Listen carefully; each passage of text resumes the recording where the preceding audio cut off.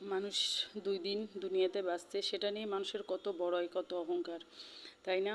Hello everyone, আসসালামু আলাইকুম। সবাই কেমন আছেন? আশা করি ভালো আছেন। আলহামদুলিল্লাহ আমরাও ভালো আছি। গতকালকে কোনো ভিডিও আপলোড দিতে পারিনি, আজকেও সারাদিন কোনো ভিডিও আপলোড দিতে পারিনি। আজকে এটা রান্না করতেছি, তাই মনে করলাম কথাগুলো আপনাদের সাথে একটু শেয়ার করি আর রান্নাটাও কমপ্লিট করি। গতকালকে আমার বড় খালা মারা গেছে। খালার ওখানে গেছিলাম, তার জন্যে কোনো ভিডিও আপলোড করা হয়নি।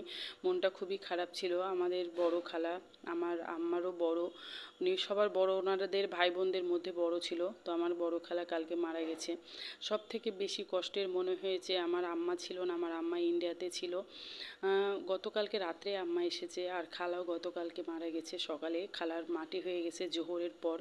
তো আসলে বড় বোন সম্পর্কটা আপন, একদম আপন, একই মায়ের পেটের বড় বোন, শেষ দেখাটাও দেখতে পেল না। খুবই কষ্ট লাগছিল। মাকে জানানো হয়েছিল না, মাকে বাসাতে নিয়ে আসার পরে জানানো হয়েছে। মা খুবই কষ্ট, খুবই মানে ভেঙে পড়েছে। যেহেতু আমার আম্মাও অসুস্থ, আপনারা অনেকেই জানেন আমার আম্মারও ক্যান্সার।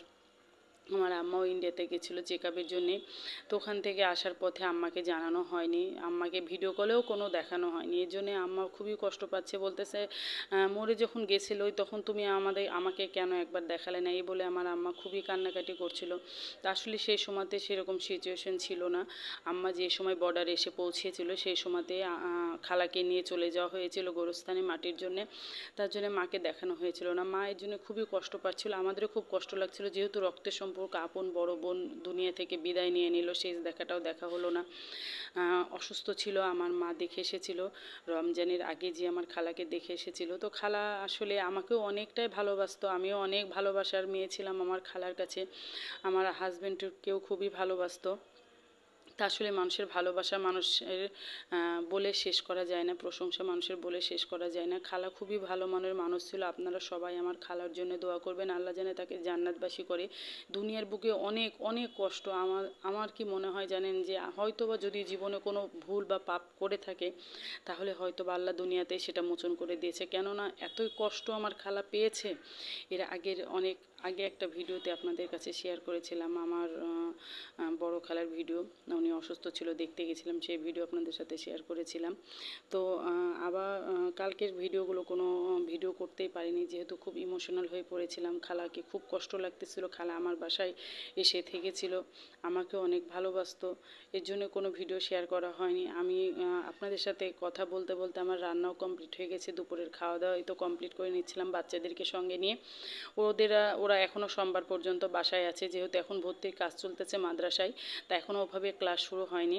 আলামিন শুধু যাতায়াত করতেছে। তো সবাই আমার বাচ্চাদের জন্য দোয়া করবেন, আল্লাহ যেন তাকে সুস্থ রাখে, ভালো রাখে তাদেরকে। আর আমার খালার জন্য অবশ্যই দোয়া করবেন, আল্লাহ যেন কবরের আযাব মাফ করে, আল্লাহ যেন গুনাহগারটা মাফ করে, আল্লাহ যেন বেহেশতে নসিব করে, সেই দোয়াই আমরা করব। যেহেতু মৃত্যুবাসীর জন্য এর থেকে আমাদের আর কিছু নাই দোয়া করার। আর দোয়া যেটাই করব না কেন সেটাই কাজে লাগবে। তো সবাই ভালো থাকবেন, সুস্থ থাকবেন, আমাদের জন্য দোয়া করবেন। আর আমার রান্নার ভিডিওগুলো কেমন হয়েছে অবশ্যই কমেন্ট করে জানাবেন। যদি ভালো লেগে থাকে একটু বেশি করে লাইক, কমেন্ট, শেয়ার করতে ভুলবেন না। তো এই তো ভিডিওটা এই পর্যন্তই। আমার বাচ্চাদেরকে খাওয়া দাওয়া করে নিই। সবাইকে দুপুরের অনেক অনেক শুভেচ্ছা। সবাই ভালো থাকবেন। আমরা এখন দুপুরের খাওয়া কমপ্লিট করে নেব ইনশাআল্লাহ। কালকে থেকে সব ভিডিও আপলোড হবে। আল্লাহ হাফেজ।